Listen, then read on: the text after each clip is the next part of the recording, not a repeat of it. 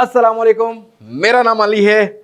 की हाल चाल है थोड़ा ठीक ठाक हो? सभी कुछ चल रहा होगा इस टाइम, और इस टाइम कंफ्यूजन बहुत ज़्यादा है और इसी कंफ्यूजन को हम लोग ऑलवेज अपने वीडियोस के थ्रू आपको जो है वो कंक्लूड करने की कोशिश करते हैं, आपको एक अच्छा ओपिनियन देने की कोशिश करते हैं। और आप लोग की तरफ से बहुत ज़्यादा डिमांड आ रही थी कि 30,000 रुपए की रेंज के अंदर कोई यूज्ड फोन बताएं कि बेटर है कि नहीं। ऑल्दो जो लोकल यूज फोन है इनकी इतनी डिमांड नहीं आ रही जितने जब से ये इंपोर्टेड फोन या जो ये पैच पीटीए या नॉन पीटीए वाले फोन है ना, इनकी डिमांड आ रही है। तो आज की इस वीडियो में हम लोग इसी तरह के दो फोन्स का कंपैरिजन करेंगे। लेकिन अगर आप एक ऐसे यूजर हो जो कि बॉक्स पैक डिवाइस लेना चाहता है, लोकल पाकिस्तानी वाली डिवाइस लेना चाहता है, इस वीडियो को स्किप कर देना। बहुत जल्दी एक वीडियो लेके आऊंगा जिसमें आपको मैं उसके बारे में भी क्लियर कर दूंगा। लेकिन आज हम बात करेंगे कि मोटो वन 5G बेटर है या हमारा वन प्लस N10 जो है वो बेटर है। और ये दोनों ही फोन पाकिस्तानी मार्केट में 29,000 से 30 से 31,000 रुपए में ऑफर किए जाते हैं। तो सभी कुछ क्लियर करूंगा आज की इस वीडियो में।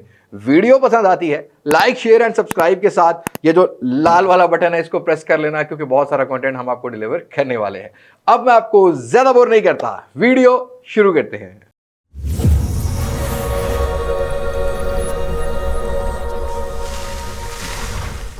ओके जी दोस्तों, पहले बात करते हैं कुछ कंडीशंस। अब एक बात याद रखिएगा कि पैच फोन की डिमांड आपकी तरफ से ही आती है, तभी हम कंटेंट क्रिएट करते हैं। मैं आपको ये कहूंगा कि आप थोड़ा सा अगर एक्सप्लोर करेंगे तो आपको लोकल पाकिस्तानी यूज भी यूज वाले मिल आएंगे।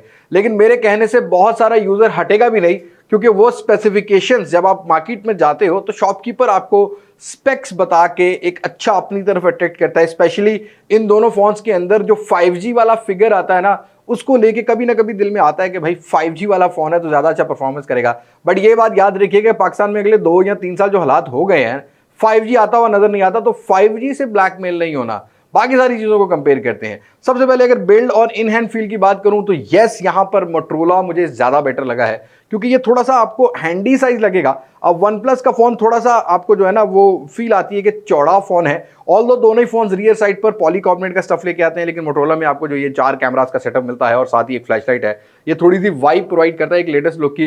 लेकिन वन प्लस के फोन का अगर आप कैमरा मॉड्यूल की बात करते हो तो ओप्पो, वीवो, हमने बहुत सारे फोन ऐसे देखे हैं जिनके जो है ना बैक साइड पर इसी तरह के कैमरा मॉड्यूल का लेआउट होता है जो रेक्टेंगल स्केल शेप में हम लोग बोलते हैं, लेकिन यहाँ पर आपको स्केल शेप में मिलता है मोटरोला में। और उसके साथ साथ ही मोटरोला थोड़ा स्लिम है, लेकिन ऑल्दो आपको ज्यादा डिफरेंसेस नहीं मिलने वाले। और दोनों ही फोन्स मोटरोला 8.9 mm की थिकनेस लेके आता है, और जो वन प्लस N10 है ये जो है ये आपको जो है ना वो 9 mm की थिकनेस प्रोवाइड करता है। लेकिन वन प्लस N10 जो है ये थोड़ा सा लाइट वेट आपको मिलता है, ये बात याद रखिएगा, क्योंकि यहाँ पर आपको जो वेट है वो 190 ग्राम का मिलता है। और मोटोरोला थोड़ा सा हैवी वेट फील होगा, बिकॉज 5000 mAh की बैटरी है, 210 ग्राम के वेट है। इन हैंड फील के हिसाब से मुझे थोड़ा सा कंफर्टेबल लगा मोटरोला। दैट डजंट मीन कि वन प्लस भी नहीं है, लेकिन मेरी कंफर्टेबिलिटी थोड़ी सी यहाँ पर मोटरोला में जाती है। लेकिन मोटरोला का जो साइड फिंगरप्रिंट माउंटेड है, और वहीं पर वन प्लस में थोड़ा पुराना डिजाइन है, रियर पर जो है वो आपको फिंगरप्रिंट सेंसर देखने को मिलता है, वन प्लस का लोगो है। बाकी बटन प्लेसमेंट्स और जो पोर्ट्स हैं वो भी मुझे एक्यूरेट ही लगी। मोटरोला में आपको एक साइड पे मिलती है ऑन ऑफ की और वॉल्यूम रॉकर की, और वन प्लस पे आपको वॉल्यूम रॉकर की दूसरी तरफ मिलती है। और ये नॉट सीरीज का फोन है, तो आपको वो जो वन प्लस का जो अलर्ट स्लाइडर आता है वो नहीं मिलता। बॉटम की साइड पर आप देखेंगे तो आपको सारी पोर्ट्स बॉटम वाली साइड पर दोनों फोन में मिल जाती है, जिसमें टाइप सी कनेक्टिविटी, 3.5 का जैक, माइक और एक स्पीकर ग्रिल देखने को मिलती है। बट अगर डिस्प्ले की बात करते हैं, यस यहाँ मैंने डिफरेंस फील किया है यूज करके। ऑल्दो दोनों ही phones IPS LCD 1080p resolution 90 hertz का रिफ्रेश रेट लेके आते हैं। 6.7 इंचेस मोटो वन 5G का साइज है, और 6.49 इंचेस का साइज हमें जो है वो वन प्लस N10 5G में देखने को मिलता है। बट एक बात माइंड में रखिएगा, ये जो पैच PTA वाले फोन होते हैं वाइड वन L1 सपोर्ट जरूर करते हैं, बट नेटफ्लिक्स हम लोगों ने बहुत सारे फोन्स में चेक किया नहीं चलता। N10 में अगर आपको local use phone dual SIM वाला 30-32 हजार रुपए मिले तो वो नेटफ्लिक्स चलाएगा। लेकिन आपको जो है ना जो मोटोरोला है ये नेटफ्लिक्स को ऑन नहीं करता। अमेजॉन प्राइम भी हमने चेक किया है, तो शायद मेरे ख्याल में ये जो PTA पैच किए जाते हैं उसके बाद आपको नेटफ्लिक्स की सपोर्ट देखने को मिलेगी। मतलब आप OTT प्लेटफॉर्म जो है वो एंजॉय नहीं कर सकते, ये आपने माइंड में रखना है। हाँ, एक चीज मेंशन कर देता हूँ, करेक्शन दे देता हूँ कि जो N10 का डिस्प्ले है ये वाइड वन L3 सपोर्ट करता है। 480p का जो है वो डिस्प्ले जो आपको OTT प्लेटफॉर्म अगर आप एंजॉय करते हो। लेकिन अगर आप बात करते हो मोटोरोला की, तो यहाँ पर आपको जो है ना वो नॉन PT वाले में नेटफ्लिक्स की सपोर्ट मिलेगी, जो PTA पैच्ड वाला होगा उसमें आपको देखने को नहीं मिलेगी। विजुअल एक्सपीरियंस की बात करते हैं, जो मोटोरोला है ये डुअल पंच होल कटआउट लेके आता है, और ओप्पो रेनो 3 प्रो सीरीज में ये डुअल पंच होल कटआउट मिला था। थोड़ा सा स्मूथ ज्यादा फील हुआ है भाई, पता नहीं क्या है, लेकिन स्मूथ ज्यादा फील हुआ है। ऑल्दो वन प्लस का फोन भी 90 हर्ट्ज है लेकिन ज्यादा स्मूथ फील नहीं हुआ, और मोटरोला के फोन में एक ना नोटिफिकेशन भी आता है जो ऑलवेज ऑन डिस्प्ले वाला वाइब प्रोवाइड करता है।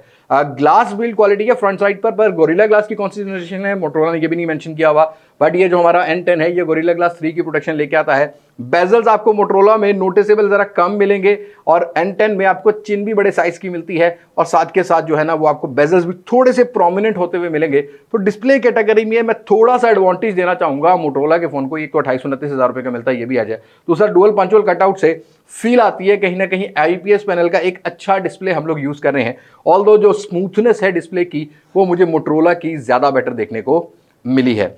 अब अगर परफॉर्मेंस को कंपेयर करते हैं तो अगेन यहां पर 5G से आपने बिल्कुल भी जो है ना वो ब्लैकमेल नहीं होना, और N10 का जो single SIM 5G patch phone है 29 से 30,000 रुपए में ऑफर किया जाता है, और यहाँ जो मोटो वन 5G है ये 28-29,000 रुपए में ऑफर किया जाता है। ये सिंगल सिम ही होता है, इसमें डुअल सिम नहीं मिलता। N10 में डुअल सिम वाली ऑप्शन है, लोकल पाकिस्तानी यूज बॉक्स वगैरह के साथ भी 32-33,000 रुपए का मिल जाता है, तो उसको आप थोड़ा सा एज दे सकते हैं डुअल सिम का। जो N10 5G है ये स्नैपड्रैगन 690 के साथ आता है, ये 5G हार्डवेयर है, 8nm फैब्रिकेशन है, 6GB 128GB का वेरिएंट आता है, UFS 2.1 का स्टोरेज है। Adreno 619L का हमें GPU देखने को मिलता है, और बेंचमार्क स्कोर 3.5 लाख के अराउंड रन करता है ऑक्सीजन OS के साथ, और Android 11 तक की अपग्रेड यहां पर आपको मिलती है। वहीं पर मोटो वन 5G के अंदर जो है स्नैपड्रैगन 765 वाला 5G हार्डवेयर मिलता है। ये एक 7nm फैब्रिकेशन प्रोसेस वाला हार्डवेयर है, 4GB का रैम मिलता है, 128GB का रोम, UFS 2.1 का स्टोरेज मिलता है। लेकिन ये वाला जो फोन है स्टॉक एंड्रॉइड मोटरोला का अपना जो प्योर स्टॉक एंड्रॉइड के साथ आता है, तो बेंचमार्क स्कोर्स पौने तकरीबन जो है ना वो 4 लाख के अराउंड जो है वो रन करता है। जीपीयू यहां पर आपको थोड़ा सा बेटर मिलेगा क्योंकि यहां पर Adreno 620 का जो है वो जीपीयू देखने को मिल जाता है। डे टू डे यूजेज में इन रैम मेमोरी N10 में ज्यादा मिली है हमें, एप्लीकेशन लोडिंग टाइम भी क्विकर था, लेकिन ये जो स्टॉक एंड्रॉइड है इनमें बग्स बहुत कम मिलते हैं और ये ऑप्टिमाइज भी ज्यादा होते हैं। वहीं डिसएडवांटेज ये है कि स्टॉक एंड्रॉइड फोन में ज्यादातर आप जो एप्लीकेशंस है उनको आप क्लोन नहीं कर पाते, उसके लिए आपको मतलब कोई फोल्डर या कोई मतलब आपको जो ब्राउजर वगैरह यूज करना पड़ेगा। लेकिन N10 के अंदर आप क्लोन वगैरह कर सकते हो, ये कस्टम यूआई का एक बेनिफिट होता है। लेकिन स्टॉक एंड्रॉइड के अंदर आपको बग्स या स्टटर्स ये चीजें देखने को नहीं मिलती, और उसके साथ साथ जा बजा एप्लीकेशन अपडेट्स भी जो है वो मोटरोला में थोड़ी सी ज्यादा बेटर देखने को मिलती रही है। सिक्योरिटी पैच लेवल टाइप के जो मोटरोला खुद सेंड करता है वो अभी तक हमें इस फोन में रिसीव हो रहा है। लेकिन अगर आप दोनों ही फोन्स को गेमिंग के लिए कंसीडर करते हो तो मैं कहता हूँ स्किप कर देना, बिकॉज इतने पैसों में हमें स्नैपड्रैगन 855 थोड़े से पैसे भी डालें तो मिल जाता है, जैसा कि LG का G8X था, जैसा कि हमें Aquos का 02 मिल जाता है। इसी तरीके से वन प्लस के भी कुछ फोन मिल जाते हैं, वन प्लस 60 मिल जाता है, बट उसकी गेमिंग इतनी बेटर नहीं होगी। लेकिन जो मैंने आपको दोनों फोन्स बताए हैं उनकी गेमिंग ज्यादा बेटर हो जाती है। इवन गूगल पिक्सल 3 XL भी इस रेंज के अंदर देखने को मिल जाता है। तो मैं ये कहूंगा कि गेमिंग के लिए डिसेंट है, 40 FPS प्रोवाइड करते हैं दोनों ही फोन्स के अंदर, जायरो हार्डवेयर बेस देखने को मिल जाता है, डिसेंट गेमिंग कर सकते हैं। हाँ, अगर इसी परफॉर्मेंस को कंपेयर करता हूं मैं यूज में इन्फिनिक्स, टेक्नो, रेडमी के जो इस रेंज के फोन आ रहे हैं, ये आइदर वो स्नैपड्रैगन 680 के साथ भी हों, तो ये दोनों फोन्स उनसे बहुत बेहतर परफॉर्मेंस प्रोवाइड करते हैं। तो ये चीज आपने माइंड में रख लेनी है। बट इन दोनों ही फोन्स की अगर मैं कंपैरिजन करता हूं तो स्नैपड्रैगन 765 700 सीरीज के वैसे भी हार्डवेयर बहुत ज्यादा ऑप्टिमाइज होते हैं, तो 765 जो है ये मुझे ज्यादा बेटर लगा है। बस 4GB का एक कॉन देखने को मिला है, बाकी ओवरऑल अपडेट्स और बाकी स्मूथनेस और जो बग्स नहीं मिलते तो मुझे यहाँ पर जो है वो ज्यादा बेटर देखने को मिला है। वहीं कंपेयर करते हैं हम लोग कैमरास को। अब यहाँ क्लियरली थोड़ा बहुत डिफरेंस होगा, कौन सी कैटेगरी में कौन सा फोन है बेटर है ये तो आपको क्लियर हो जाएगा। अब मोटो वन 5G जो है फ्रंट साइड पे डुअल कैमरा सेटअप लेके आता है, एक अल्ट्रा वाइड सेंसर 8 मेगापिक्सल का है, मेन सेंसर 16 मेगापिक्सल का है। वहीं पर N10 जो है वो फ्रंट साइड पर एक 16 मेगापिक्सल का सेंसर लेके आता है। N10 5G जो है, ये जो 5G वाला मॉडल है, ये आपको फ्रंट साइड पर 60 FPS की भी वीडियो प्रोवाइड करता है। अगर आप 1080p 30 FPS की वीडियोस की बात करता हूं तो मोटोरोला वीडियोस में डायनामिक रेंज और एक्सपोजर बड़े बेहतर तरीके से जो है ना मेंटेन करता है। इवन स्किन टोन भी बेहतर तरीके से मेंटेन करता है और फ्रेम्स प्रॉपर प्रोवाइड करता है। लेकिन 60 FPS मिसिंग है। लेकिन वहीं पर 60 FPS और अल्ट्रा वाइड सेंसर की क्वालिटी की बात करते हैं तो यस, अल्ट्रा वाइड सेंसर का एक एडवांटेज ये है कि अगर आपको वाइडर फील्ड ऑफ व्यू चाहिए तो आप मोटरोला में ले सकते हो, जो कि आपको N10 में देखने को नहीं मिलता। लेकिन अगर आपको फ्रेम रेट ज्यादा चाहिए तो वो N10 में मिलता है। इसी तरीके से अगर फ्रंट पिक्चर्स की बात करते हैं, वीडियोस में तो हमारा मोटरोला बेटर रहा, लेकिन अगर हम पिक्चर्स को कंपेयर करते हैं तो यहाँ स्किन टोन्स मुझे N10 की थोड़ी सी शार्प और मैं ये कहता हूं कि आई कैची, आई प्लीजिंग लगी है as compare to Motorola. Motorola बहुत हद तक नेचुरल रखता है, बट अपनी अपनी प्रेफरेंसेस आपने सेट करनी है। मेरी प्रेफरेंसेस जरा जाती हैं कभी ना कभी नेचुरल की तरफ, लेकिन अगर इन दोनों को कंपेयर करता हूं तो यस यहाँ पर मुझे N10 जो है वो ज्यादा बेटर लगा, इवन पोर्ट्रेट भी ज्यादा अच्छे प्रोवाइड करता हुआ नजर आया है। उसके साथ साथ ये अगर हम लोग कुछ रियर कैमरा को कंपेयर करते हैं, अब जो N10 है ये मेन सेंसर 64 मेगापिक्सल का लेके आता है, अल्ट्रा वाइड सेंसर 8 मेगापिक्सल का है, 2 मेगापिक्सल के बाकी दोनों सेंसर है। वहीं पर मोटो वन 5G 48 मेगापिक्सल का मेन सेंसर लेके आता है और 8 मेगापिक्सल का अल्ट्रा वाइड सेंसर है, 5 मेगापिक्सल का मैक्रो सेंसर है और 2 मेगापिक्सल का आपको डेप्थ सेंसर मिलता है। और हाँ, यहाँ पर मैक्रो लाइट जो है ना वो हमें जो Oppo F21 Pro 4G में मिलती है वो यहाँ भी मिलती है, बट ये उतना क्लोजअप नहीं जाता, ये माइक्रोस्कोपिक सेंसर नहीं है, ये एक मैक्रो सेंसर है। नाइट मोड में अगर आपको थोड़ी सी सॉफ्ट लाइट चाहिए, किसी ऑब्जेक्ट की करीब से पिक्चर कैप्चर करनी है तो वो आप कर सकते हो। दोनों ही फोन रियर साइड से 4K 30 FPS मैक्सिमम सपोर्ट करते हैं, 1080p 30 FPS दोनों ही फोन्स के अंदर वैसे इलेक्ट्रॉनिक में स्टेबलाइजेशन अवेलेबल है। मोटो में आपको डेडिकेटेड स्टेबल मोड मिलता है जहां पर वन प्लस के फोन में नहीं मिलता, लेकिन अगर हम दोनों ही फोन्स की वीडियोस को कंपेयर करते हैं तो one plus stable videos record जरूर कर रहा था, बट अगेन डायनामिक रेंज और एक्सपोजर जो है वो हमारा मोटोरोला का बेटर था, स्टेबलाइजेशन बेटर नहीं थी, स्किन टोन जो है ना मोटोरोला ज्यादा बेहतर जो है मेंटेन कर रहा था। उस तरीके से अल्ट्रावाइड सेंसर की क्वालिटी में भी जरा वार्मेस्ट टोन और 8 मेगापिक्सल से आपने ज्यादा एक्सपेक्टेशन नहीं रखनी, डे लाइट में तो अच्छा काम करते हैं, जरा नाइट मोड या इंडोर में ना 8 मेगापिक्सल को बिल्कुल यूज मत कीजिएगा, आपको डिटेल अच्छी देखने को नहीं मिलेगी।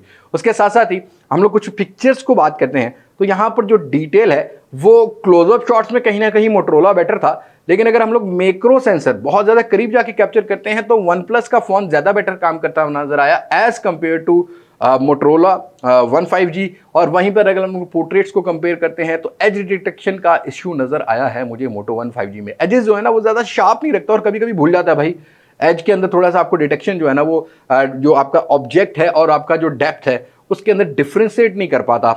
N10 जो है ना वो पोर्ट्रेट्स अच्छे कैप्चर कर लेता है। इसी तरीके से थोड़ा सा नाइट मोड को भी एक्सपीरियंस करते हैं तो किसी न किसी कैटेगरी में हमारा जो है मोटो वन 5G जो फ्रंट और बैक कैमरा में बेटर रहा, और वहीं में कहीं ना कहीं किसी न किसी कैटेगरी में हमारा N10 बेटर रहा। लेकिन ओवरऑल अगर अपने फाइनल कंक्लूजन की भी बात करता हूं तो अगर आप एक ऐसे बंदे हो जिसको वीडियोस रिकॉर्ड करनी है, ultra wide sensor front camera में चाहिए, सेल्फी कैमरा में, तो आप मोटो वन 5G की तरफ जाना। लेकिन अगर आप एक ऐसे पर्सन हो जिसको सिर्फ पिक्चर्स कैप्चर करनी है, पोर्ट्रेट्स चाहिए, तो आप N10 की तरफ जा सकते हो। लेकिन वीडियोस में ये फोन काफी स्ट्रगल करता है। ऑल्दो जब मैंने इसका रिव्यू किया था कि डोंट बाय दिस फोन, तब भी मैंने बताया था कि बहुत ज़्यादा स्ट्रगल करता है वीडियोस के हिसाब से, वो चीज़ नहीं देखने को मिलती जो कि वन प्लस के फोन्स में हमें नॉर्मली एक फ्लैगशिप फोन में देखने को मिलती है। तो वन प्लस के फोन से ज़रा ना फिसल मत जाना, थोड़ी सी चीज़ों को आपने देखना है।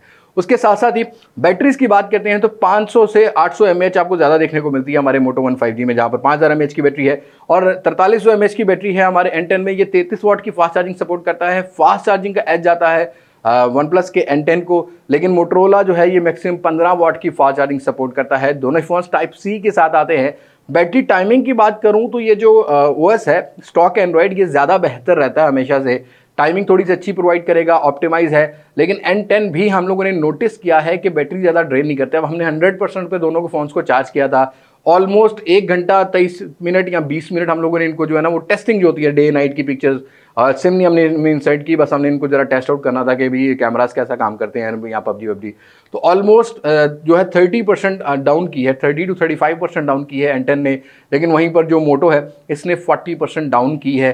डिपेंड करता है क्योंकि इसमें अपडेट्स आ रही थी, इसमें अपडेट्स नहीं आ रही, तो ये चीज़ हमने नोटिस की है। लेकिन ऑल ओवर हमने पहले जो एक्सपीरियंस किया था उसमें हमारा मोटो वन 5G बैटरी टाइमिंग ज़्यादा प्रोवाइड कर रहा था एज कम्पेयर टू N10 को एक और एडवांटेज आता है कि डुअल स्पीकर क्वालिटी के साथ आता है। मोटो वन 5G में सिंगल स्पीकर देखने को मिल जाता है, साइड फिंगरप्रिंट माउंटेड है और यहाँ पर रियर पर फिंगरप्रिंट माउंटेड है। और एक एक्स्ट्रा एडवांटेज में डिस्प्ले में जो है वो आपको बताना जो है वो थोड़ा सा भूल गया, अब मुझे याद आया, ये है कि आपको मोटोरोला वन 5G में HDR कंटेंट कंज्यूम करने का ऑप्शन मिल जाता है। HDR कंटेंट आप कंज्यूम कर सकते हो, नेटफ्लिक्स ना भी देखो, अगर कोई और यूट्यूब वगैरह वीडियो देख रहे हो, HDR कंटेंट देख रहे हो, तो यस यहाँ पर डिस्प्ले में देखने को मिल जाता है, जो कि आपको N10 5G में देखने को नहीं मिलता। अब ये था कंपैरिजन दोनों फोन्स के दरमियान। अपने फाइनल ओपिनियन की बात करूँ तो अगर मोटो वन 5G आपको 28,000 के अराउंड मिलता है तो यस कंसीडर कर सकते हैं एज कंपेयर टू इन्फिनिक्स या टेक्नो, बट सिंगल सिम और पैच्ड वाला आपको काम बर्दाश्त करना पड़ेगा क्योंकि राइट नाउ सिचुएशन ऐसी है कि इस रेंज के अंदर Redmi 10A 10C आते हैं या Realme C35 भी जो है ना वो इससे 10,000 रुपये महंगा है, जो कि इसको दूर दूर तक कंपीट नहीं कर सकता।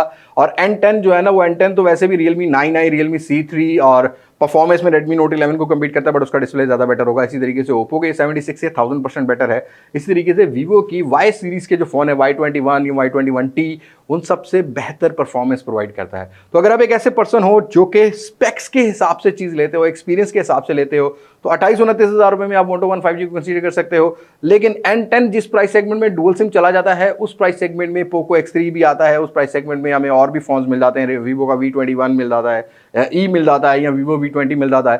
तो इसको ज़रा स्किप करा दीजिएगा। आप मोटो वन 5G को अंडर 30 के जरूर कंसीडर कर सकते हैं अगर आपको कोई और ऑप्शन देखने को नहीं मिलती। तो सर ये था मेरा कंपैरिजन आज की इस वीडियो का। उम्मीद है कि आप लोगों को क्लियर होगा कौन सा फोन किस कैटेगरी में बेटर है। तो आज की वीडियो में इतना ही है। आप लोग कमेंट सेक्शन में जरूर बताइएगा अगर इन दोनों में से कोई फोन यूज कर रहे हो, आपका क्या एक्सपीरियंस है। हमारा एक्सपीरियंस हमने आपको क्लियर कर दिया। सो आज की वीडियो में इतनी मुलाकात होगी नई वीडियो में, किसी नई अनबॉक्सिंग, किसी नए रिव्यू, किसी नए कंपैरिजन के साथ। तब तक मिन्नू दो इजाजत। मैं हालिया अब्बास पाकिस्तान तो पाकिस्तान फैंदाबाद। अल्लाह हाफिज।